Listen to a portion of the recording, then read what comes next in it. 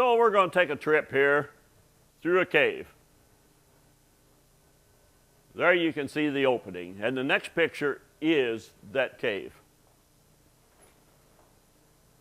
It's about 60 feet in height. And here the fellows are, they're getting their carbide lamps, putting the carbide in, getting them ready, getting them lit, and ready to move into the cave.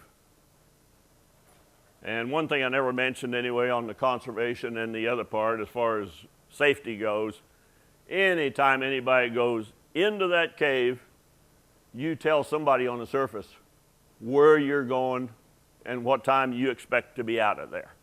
That way, if something happens back there, they know where to look for you. And first thing, you're inside the cave. If it's a fair-sized opening, you're going to find archaeological evidence here, where the North American Indian has lived in these entrances somewhere in this area anyway, 10, 20,000 years that they've been in this area. So there's always evidence of that in the entrance. As we go on in, and this is the ideal spot to be in a cave. Flat floor, plenty of ceiling height to walk. It's dry, you're standing up, walking. Most of them don't look like that. They involve climbing to some extent. And some of the passages, if you wonder how deep the stream passage is, how much water's in the passage, you can see the line on my son's shirt here, how deep the water has been that we've been walking through.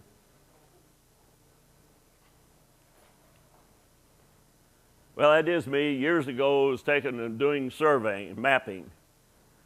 We do a lot of mapping. In fact, I've been working on one in the southern Illinois area for several years now, and now with the problem with the bats, all the caves are closed. I'll get to that later. But surveying is done to make a map. For what reason? In case there is someone in there and you need a rescue. That gives other people an idea what to look for when they go in. It may be scientists doing some kind of studies, whether it be living creatures that they're looking at, or possibly water hydrology. So there's a lot of uses for the maps. And one of the uses here, this was taken years ago near Hannibal, Missouri. And if you're over around Mark Twain Caverns, there's a Cameron Cave, and this is Cameron Cave. At that time, it was not open to the public. It is now.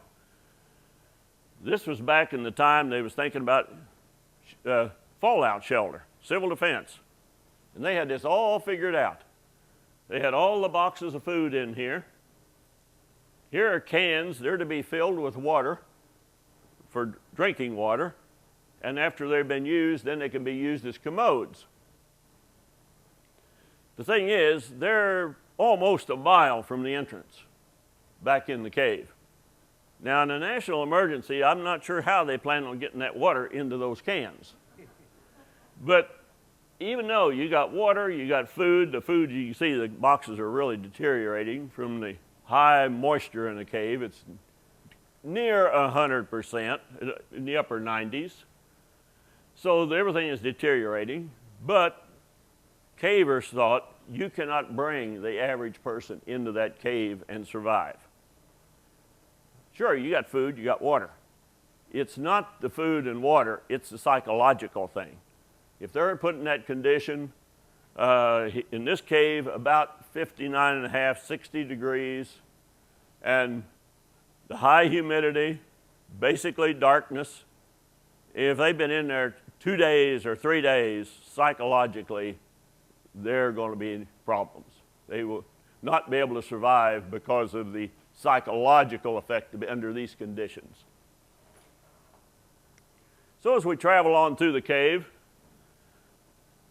I enjoy photography, and the thing is, the cave is 100% darkness. And that's in your favor. The mud and water for the cameras isn't, but the darkness is. You set the camera up right here, you set off a flash bulb. Then the fellow walks around here, sets off a flash bulb. Then he walks up here and sets off another flash bulb. There's probably 15 minutes that that camera's been, lens has been wide open, and what you're doing is you're painting the walls with light.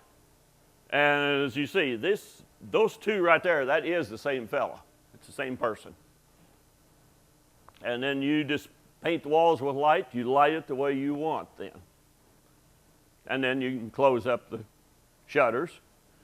And as I say, cavers, we're all cheap. There were 3 cameras sitting here taking that same picture, basically. You might as well ride everybody's flashes. Interesting things you might see along the way. Carbide lamp again for size.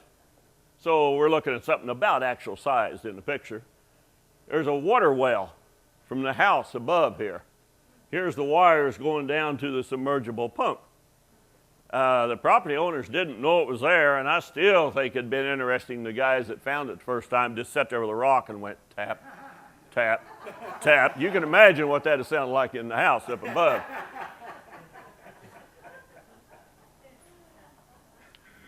Living creatures in the cave, there's a lot of living things in there. Spiders and small crustaceans. Some caves that have the good water systems may have blind fish, blind crawdads, crayfish, and bats.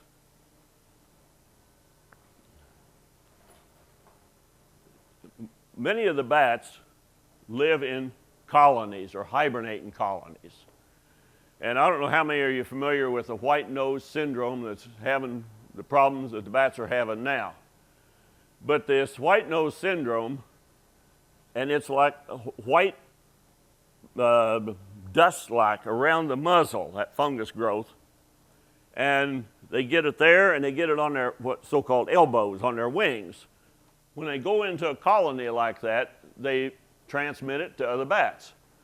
And what it does, it messes them up, basically the brain. The bat wakes up in the winter.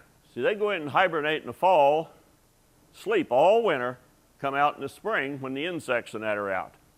Well, they're waking up in the middle of the winter, going out looking for food. Well, there's no food. So they either starve to death because they're out there looking for food, or the other problem is they freeze to death. So a bat, you might see a little blur right there. When that picture was taken, if you come up there, and this wasn't in hibernation season, a bat, it's asleep up there or hibernating, is disturbed. He can come out of hibernation in seconds, less than a minute. He can be out of hibernation and in full flight. But then when he goes back, it takes hours for that bat to go back, for his metabolism to slow down, to go back into hibernation, which uses body fat that's stored up for the winter.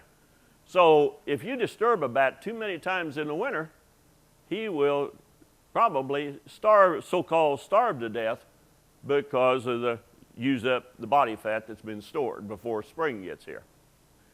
So the problem with the white nose syndrome, it started in 2006. It was first found in New York, and the bats are coming out, and the problem is with the colony, bats that stay in colonies, they transmit it among the colony, and the death rate is anywhere from 90 to 100% of the bats in the colony. So we've lost several million bats in the New England area, and they were afraid if it got south, it'd come across the Cumberland Gap, the low point in the Appalachians, and get into the Midwest. And there's a sheet of paper here that you might want to just glance at later, the map. And you can see on there, it is now into the Midwest. Illinois this year, it's moved over there, and there are 5 counties in Illinois they've found it in. There's several I know in Indiana, and it's been in Indiana. This is at least the 2nd year now. Other things that have been in caves are bigger animals, such as a bear. There you can see the claw marks when the bears were in the area. That ruler belongs to a friend of mine, and it had rough treatment. It was a 6-inch ruler, but it's down to 4 inches. It's been broken on both ends. So that's a 4-inch wide swath. That snakes don't go beyond daylight. Well, here's a snake skeleton at approximately a mile back in the cave. This is one of the few caves, this is in a Missouri area, during flood stage in the creek, the water flows into the cave. In Missouri, most caves, the water flows out. This one, probably what happened, the snake got washed back into the cave, climbed up on a ledge, and literally starved to death because it was a different environment. It couldn't find food or anything. So it's about a 3-foot long snake skeleton.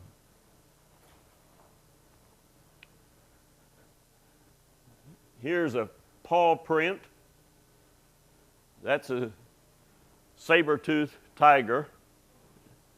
And you can follow that for almost a mile in a cave down near Perryville, Missouri, across from Chester, Illinois, 60 miles or so south of St. Louis. There's, at the end of the passage, there's soil filling the passage up. Well, this animal, you can follow the tracks, was in there before the last glacier came through and went through the cave, went in, and then another path where he came back out. And you can follow a lot of the tracks. And it's been about 3 years ago, they had a big, huge rain there and destroyed probably a third of those tracks. And to imagine, they've been there 10,000 years, and here in our lifetime, we see a lot of them destroyed. Here's another print that he came up to this ledge and then jumped down. And now then, the cave formations has now seeped in the soil, and the soil is solidified. It is basically transformed into rock. So that print there is preserved very well.